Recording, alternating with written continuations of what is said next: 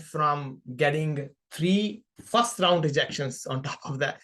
First-round rejections when I was leaving Facebook, when I was looking for a job. And from there, in about 3.5 months, we went to 6 strong offers from there. And this is a journey of my ups and downs in that process, and what changed for me, what changed for me to make that shift, right? So this is the plan for today. So first, I'm going to talk about who am I. What's the point of listening to me? Some of you know, but I'll share a little bit more. The story of my job search, the ups and downs of the job search. Then I'm going to share 3 different kind of umbrella strategies for how to look at job search. The one umbrella is preparation before you even are looking for a job. Most people don't think of that, but how do we prepare even before, you're looking for a job? And then the second umbrella strategy is going to be, how do we prepare for the process of interviews? Most people think of that and even a subset of that as a preparation. And then the third critical piece is, how do we continue to do well in the current job while we are interviewing? Otherwise, the clock is ticking and we get stressed and we are not in a good place to negotiate an interview if we can't do well in the current job. So these are the 3-pronged approach for the job search I follow in my coaching also, and I did for my own job search. And a few words I want to share at the end for the bad job market we have these days. If you have any question, by the way, in the meantime, of course, feel free to write in chat, and Rahul can help me figure out the questions if I want to ask. If Rahul, let me know if any question need to be responded during the presentation. I'm happy to do that. So about myself. So first of all, I am a computer scientist and a mathematician at heart. I studied theoretical computer science at IIT Kanpur. I would say I'm not the smartest person was there, but I got lucky. I'm also able to stand out, and with the hard work, I was able to get the President Gold Medal there. That's the academically the top performing student. I also went to Cornell after that, and there I did research in theoretical side of machine learning and a bit of statistics and computer science. And one of the conferences and in journal in machine learning, I got a best student paper there, which that's not the paper I'm most proud of, but that's what did well. And that you can see in the job also, the work you are most proud of is not the most impactful work sometimes. And that just, it happens, and we gotta keep an eye for that difference. I taught also at Cornell, at Waterloo. I was a visiting professor at these locations, and that was a fun experience.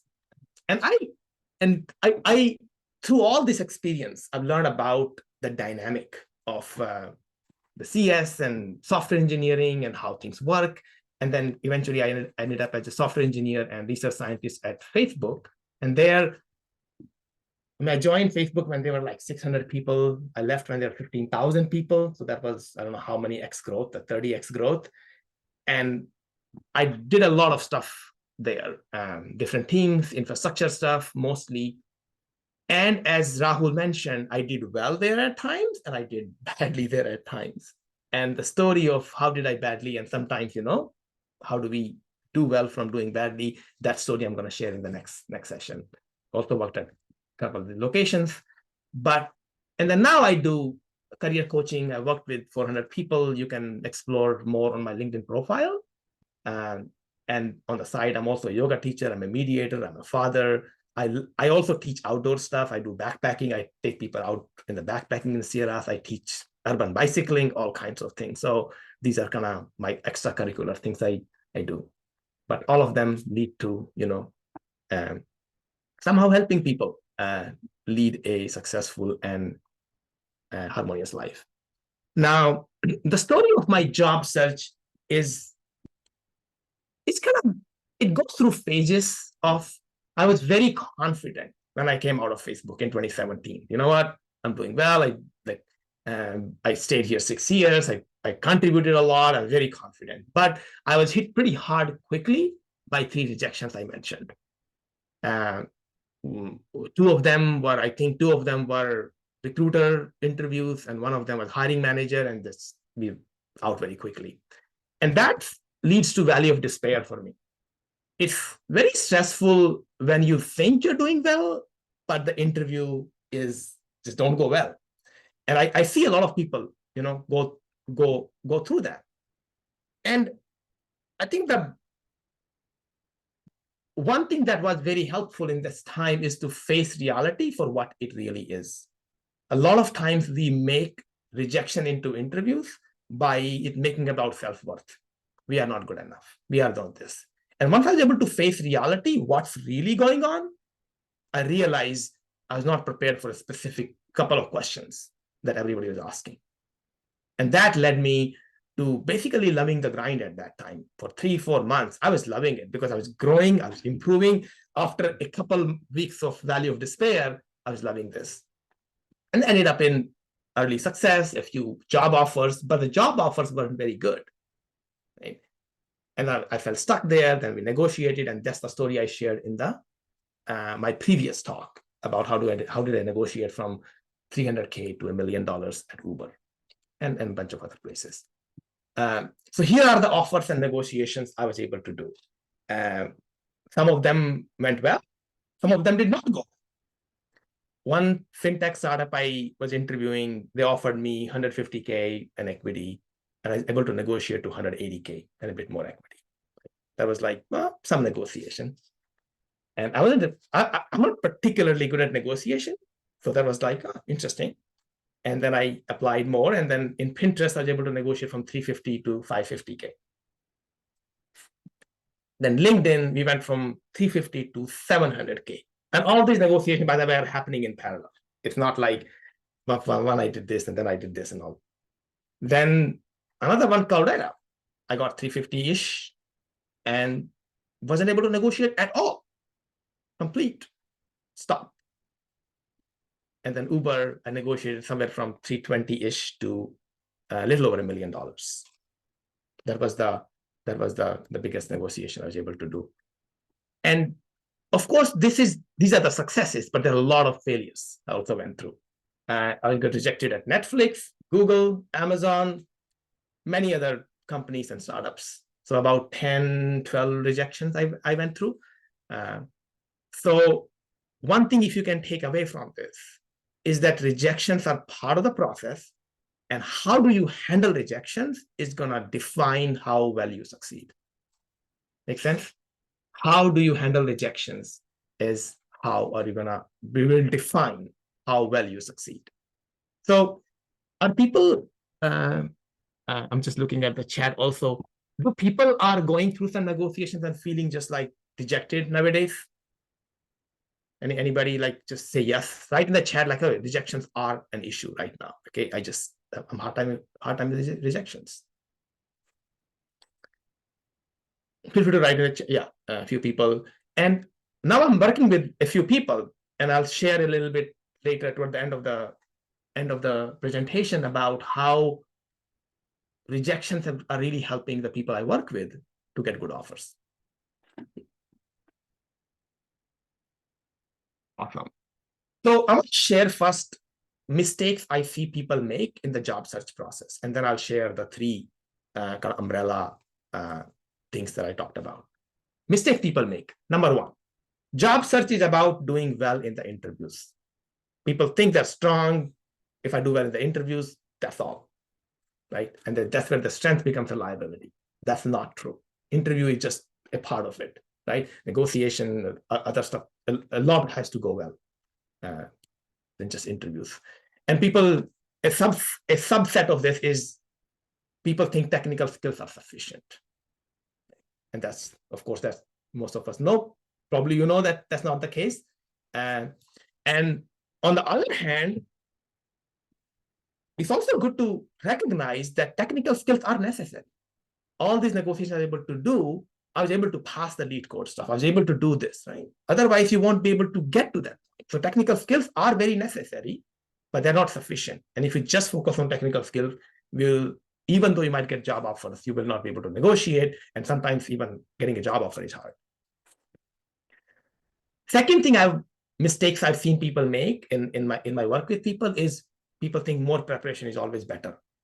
So I'll prepare more, I'll prepare more, I'll prepare more. And one person I was talking to a couple of weeks ago, they've been preparing for about 1.5 years, a little over 1.5 years, and they haven't interviewed yet because they're afraid more preparation. They're so avoidant of rejection that more preparation not always better, although you need some preparation. Spending more time is the only way to prepare, people think. That's not the case. We can prepare, and I'll talk about how do we prepare without spending more time sometimes. Third thing is people keep job search to themselves. Fear of judgment from others, lower self-esteem, whatever that happens, they don't share. So you don't get opportunities that way. People also, in the interview process, they don't interview the company. They just think, okay, I need to be interviewed by them, and they kind of be in a weak spot. And that ends up, even if they get a job offer, they end up in a weak spot for negotiations later on. So we got to interview the company also. Poor follow-up. I had one person who did okay in interviews, and we just followed up after that a few days. And that ended up getting them the job because the way we followed up. It's not followed up like, hey, how things are going, and oh, the interview is great, but more about a little bit more deeper follow-up. How can I still contribute outside the interview? So that was poor follow-up is one thing. And sometimes we think about only the next job. And that's what happens is that keeps us in the cycle of getting the next job, getting stressed into this job, and then we get for the next job, and we don't think beyond the next job. One thing I learned from the CTO at Uber when I was negotiating, he helped me think about how to think about jobs. It's like you think about not just the next job, but the job after the next job. And is this job going to get me there?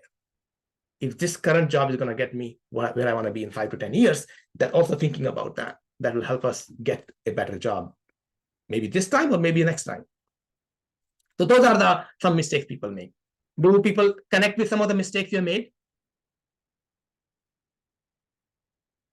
Say yes in the chat if you feel like, oh yeah, I can see some mistakes I'm making. Yeah. And then how do we, we'll talk about how to work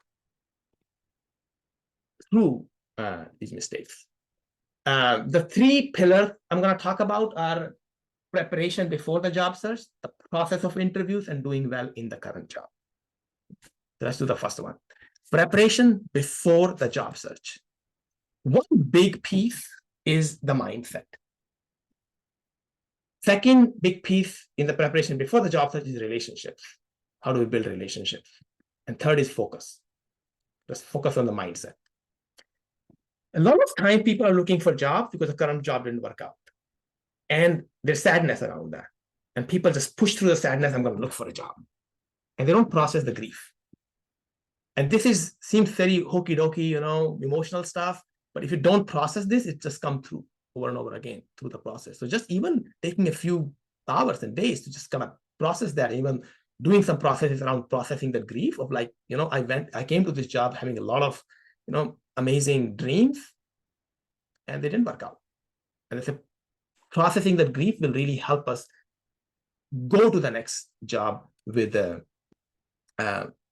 power, with self-power. Second thing is rejections.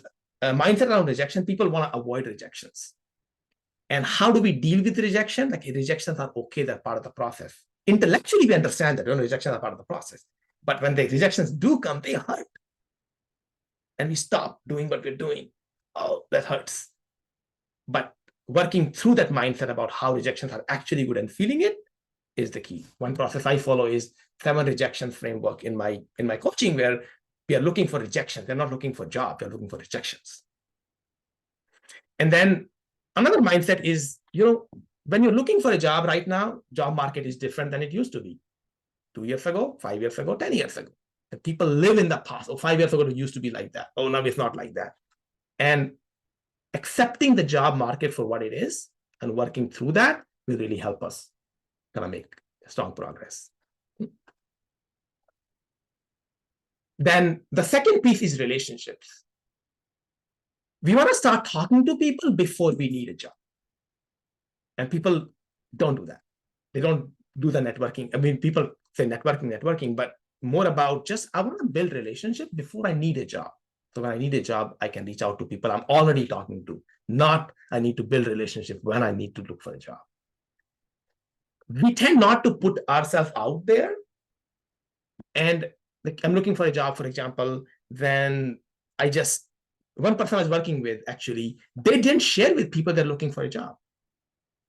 Because, oh, what will people think? Maybe I'm not doing well in the current job. Maybe so they were afraid of all the rejection. And that really hurts. But I've done this in my own coaching. For the first 2-3 years, I didn't share with people that I'm a coach. I'm like, oh, I'm a software engineer. I'm just dabbling in here. And people didn't know what I'm doing. And now I share, and then more opportunities come my way because people know what I'm doing. So if you're looking for a job, share with people. And then be vulnerable with at least some people. Like, the difficulties you're going through, actually share with people.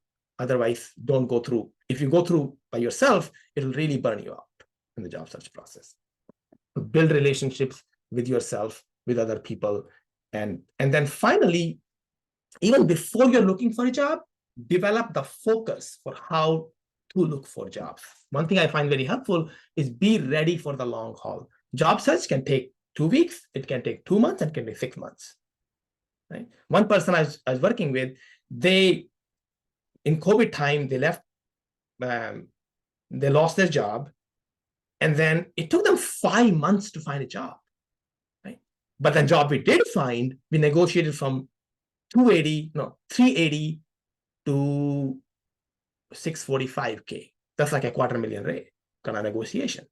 But we were able to do that once we went through all the rejections, went through the straightening out the kinks, but we don't know how long sometimes the job search can take. So be ready for the long haul. And for that, one thing I find is having a daily routine. I'm going to do, now 2 minutes a day sounds like stupid small, right? What can you do in 2 minutes? But it builds character. Like, I'm not going to just drop things. So then you go from 2 to 5 to 10 to an hour, 2 hours, whatever you need to spend, but actually develop the focus, habit of spending time.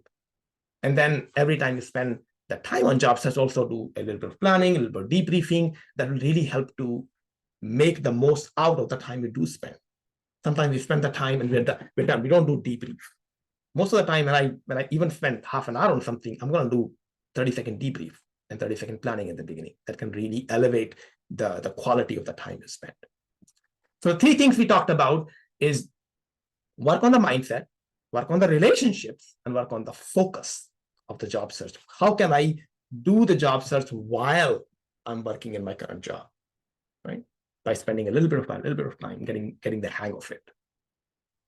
Any questions so far? Maybe I can take the questions later, but if you have a question, of course, feel free to write in the chat. People writing, I've not done follow-ups. Yeah, most people don't do follow-ups. The second is a process of interviews, right? We're talking about applying. How do we apply better? How do we interview better? And then how do we do post-interview debriefs better? Those are 3 steps. Applying. This is the one mistake that people make a lot. They spend so much time on resume, and the resume looks spectacular. This is really nice. But I need 10 minutes to read the resume. And the way people read resume in these tech companies, I mean, you probably have done that, Rahul, you probably have done it also. Like, you are just printing the resume just a minute before the interview, or walking to the printer, walking to the conference room, and you're just scanning the resume. Right? You make your resume scannable in 30 seconds. Recruiters spend like 10, 15, 20 seconds scanning the resume. However you can stand it out, like making bold, formatting, it's kind of important to make resume scannable in 30 seconds. Not write the best resume, but make it scannable. Referrals, best way to go through referrals. And this is also similar to, if you don't talk to people, you can't seek referrals because people don't know that you're looking for jobs. I help people a lot try to find like second-degree connection, first-degree connection, other companies. How can we apply through referrals? Then getting 7 rejections. Getting in this, like, I'm looking for rejections. I'm not looking for a job. I'm looking for 7 rejections. And I've found one person who went through 15 rejections, 17 rejections. Most people don't go through 7 rejections. It's just like we hit acceptance quite quickly, But looking for rejections, in that case, rejection doesn't hurt as much. So that framework really helps. You want to be very picky about the jobs you want to take, but not for the interviews, right? When you're looking for rejections, it doesn't have to be an ideal job to get rejected from. You just interview, practice. And you want to track and follow up with people. A lot of times people just apply, there's no tracking, I don't hear back from it. How do I follow up? So keeping a spreadsheet of this, like doing it like this is a project you are doing and you are the project manager. Think of job as that, job search as that. So how do we do that? Tracking, follow-ups. For the actual interviewing piece, one thing I find the mistake people make is they usually want to impress the interviewer. And what I found very helpful is to make interviews into two-way conversations. Two of the best interviews I did, one on Facebook and one in Uber, was I told the interviewer, I don't know. Basically, I was honest. I don't know. I'm happy to think through with you. And at the end of those 45-minute interviews, those were like, that's the guy I want. Because you're able to think through the problem together. So also, when you talk to people, they tell the issues they're going through in their team and this and that, and then you learn what the problems are they're trying to solve, and this will help you in the negotiation later on, because you can pitch yourself accordingly later on in the negotiation. The second thing in interviewing to remember is don't make non-technical interviews an afterthought. Most people prepare for technical interviews. For project management, it means like the product sense, product execution. For engineer folks, I'll just do Ninja or coding and this and that and product design, but they don't actually do the non-technical part, behavioral interviews, right? All that. And they make it an afterthought, and then but the decision happened based on both of them. Many times when I was discussing candidates in Facebook, people just didn't get a good vibe from somebody. And like, yeah, they did well technically, but I don't know. I don't know. It just seemed a little. So you want to actually prepare for the non-technical behavioral interviews. And the third piece is deliberate practice. Whenever you are doing an interview, you want to do debrief, right? What went well, what did not go well, and what is one thing I can do better. And then practice. A lot of practice. Mock interviews are excellent for that. And learn from. And for the post-interview, you want to enhance your post-interview impact with detachment, though. Not just because you follow up, most likely it just won't really work out. Just because you follow up, people judge you based on the interview performance, not what you follow up with. But being able to do that post-interview follow-up and with detachment, if you do that, sometimes it can take you over the hump. You want to actually write notes to yourself about what went well, what did not go well. It's I mentioned in the previous slide. This is for feedback for yourself, and also this will help you prepare the notes for the negotiation later on. Part of the reason I did very well at Uber in negotiation is that I understood their problems very well, and I was telling them what can I solve. I was not being hired to do the coding in a specific project. I was telling them what else I can do, and that was a big piece of negotiation. Right? And then treat each interview as a mock, so you can learn from them.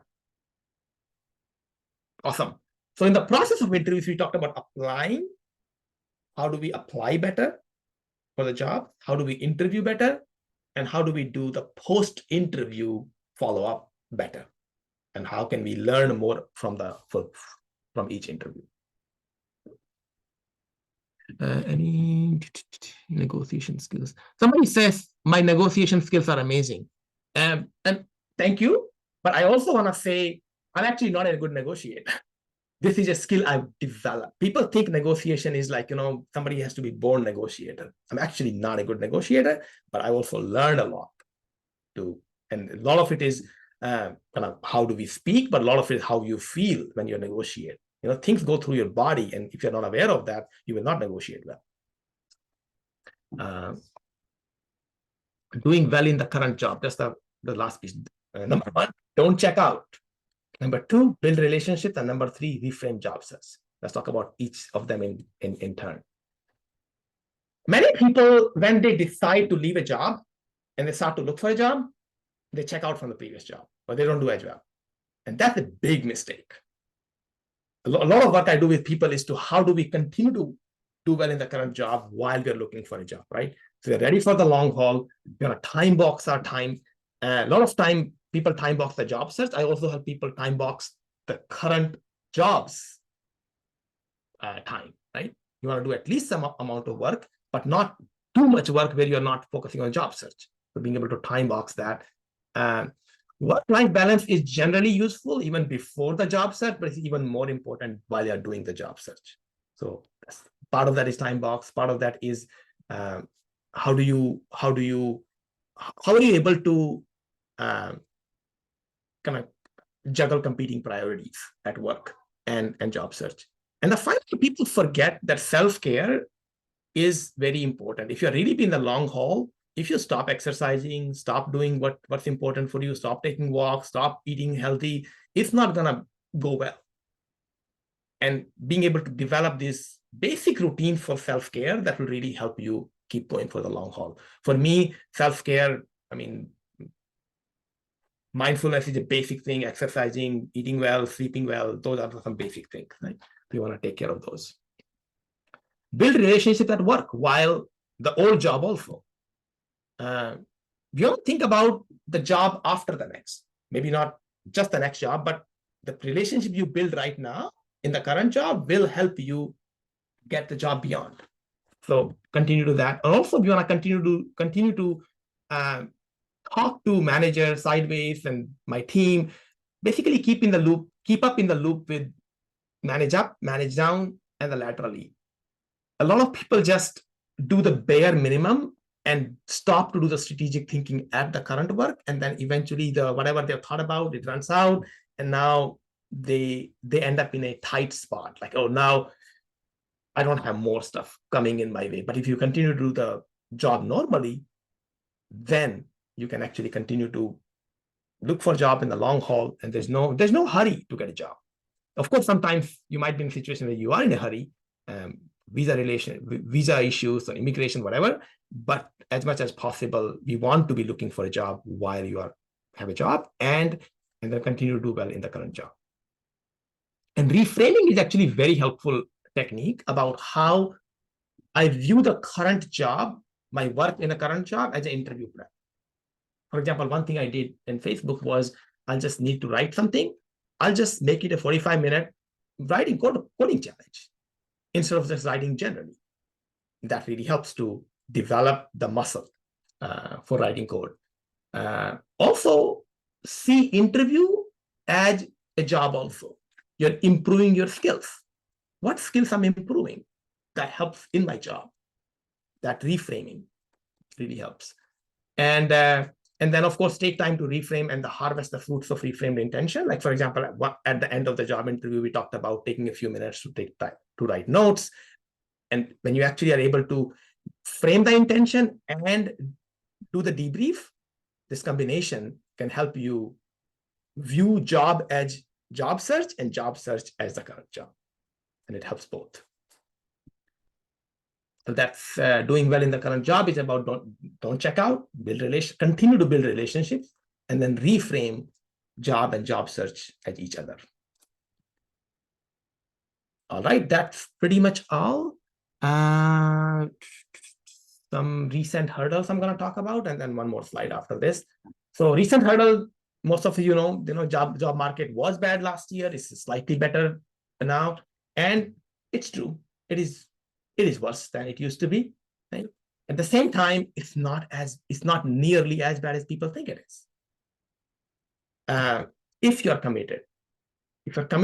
One thing I've seen is a very subtle thing, but job market is bad. So many people think it's bad and then they don't look for a job.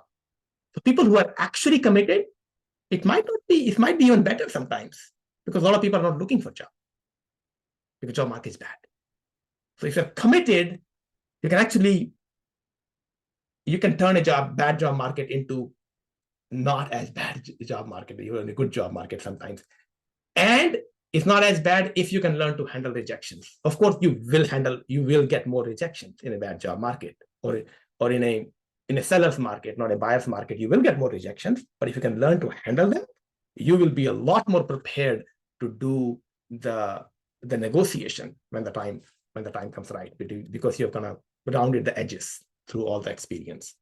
So I'll give a couple of examples of my one client from Meta looking for a job. He got, like, this is the beginning of last year, which was really bad market at the time. He got a job with a higher level in a different company and a 100K raise during that time.